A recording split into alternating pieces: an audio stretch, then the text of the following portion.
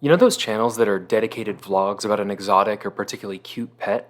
This is my third video talking about the idiosyncrasies of my Mark 23, and I feel like I'm in danger of becoming that, but for my gun. David. David. Was? Seid frohes Abendessen.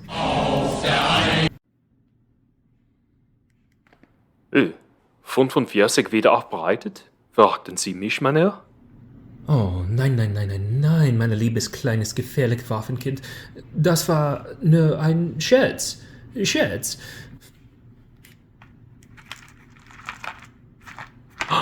Wir 160 Roland. Ich liebe dich, lieber Meister. In spite of that, there were enough reasons to make this follow-up of a follow-up, otherwise I wouldn't have been complete and honest about it. First and foremost, I was very mistaken in the first follow-up video about the magazine extension's design flaw. As a reminder, I dropped the gun on the extended base plate, causing it to unseat from the magazine while still inside the gun. It jumped forward, and it split the grip apart from the inside, requiring replacement. On these grounds, I said I didn't recommend carrying the magazine in the gun normally because of the risk that an angle at the wrong impact posed. However, as this absolute Chad pointed out and earned himself a pinned comment, there is a built-in feature to prevent the base plate from jumping off the magazine like that while inside the gun. There's these two little silver prongs that extend and block the base plate rail in a way that prevents the base plate from coming off when they're extended. However, out of the box, these are loose, and they only extend when the magazine is upside down. The webpage doesn't mention them, and if there was any documentation with the extension, I didn't see it there. So I think I assumed that this was some weird gravity-fed measure to prevent the magazines from accidental disassembly when they were upside down and in a pouch. But then, when you went to insert them into the gun, you can see they're retracted, they had to retract in order to fit inside, and it's under those conditions that it can fall off. And then there were these holes in the bottom that I assumed they were for you to unscrew them and remove them if you didn't like them shaking around. You can hear them right there.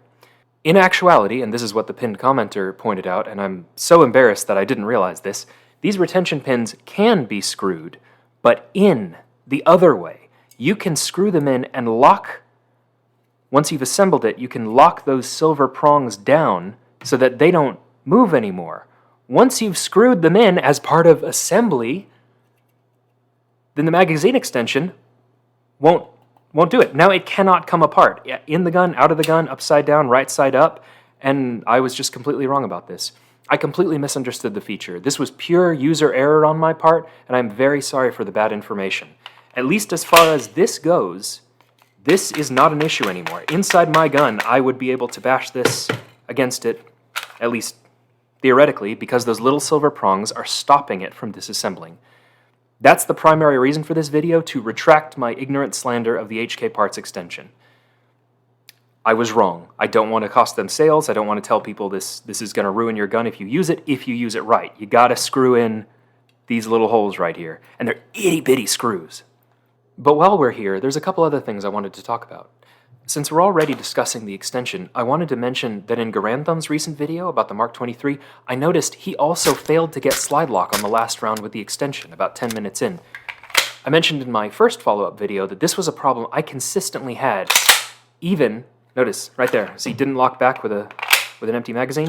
Always does with a stock magazine. This was even after I replaced the follower of the extension in hopes that that would solve the issue. But no, in fact, I think it's because these two are using the same factory springs, and the factory spring just doesn't have the oomph to defeat this extra inch of space reliably. I've never had a misfeed, it just doesn't always lock back when I'm actually shooting. It was kind of a relief to see that from someone else. It was a great video, by the way. I agree with basically everything he said and learned some stuff myself. Big recommend.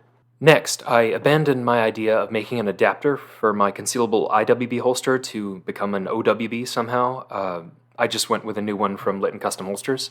I just spent a weekend camping, hiking, and shooting with it, and I was very pleased. If you're gonna put stuff like optics and lights on one, custom still totally seems to be the way to go.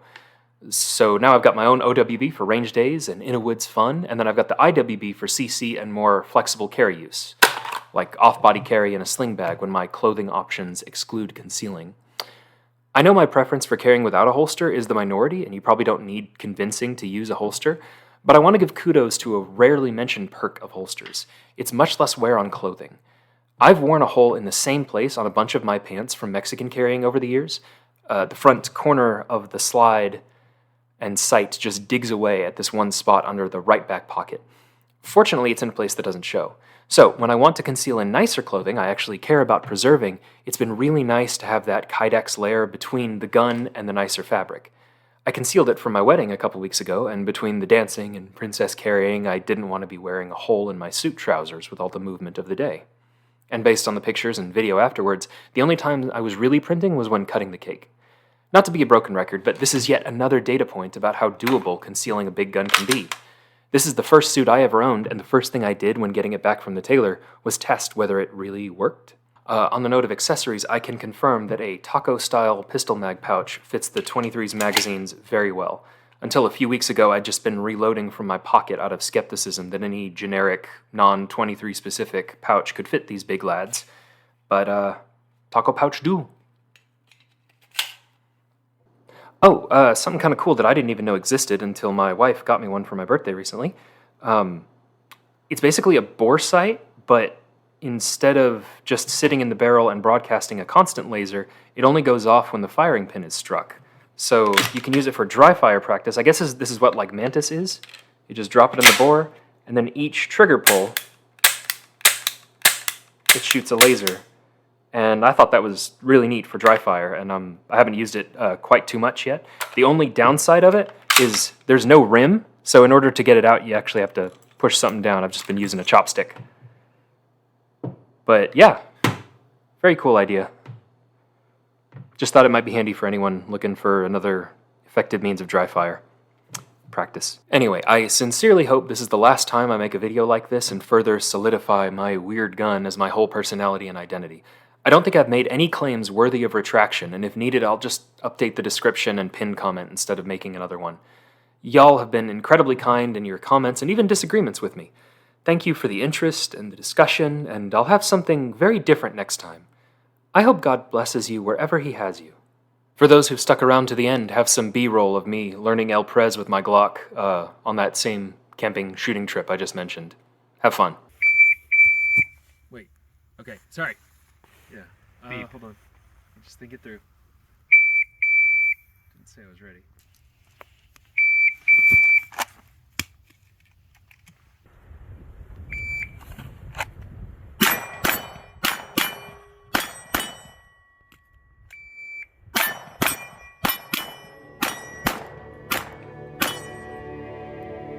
Nice. And the president has saved the world once again.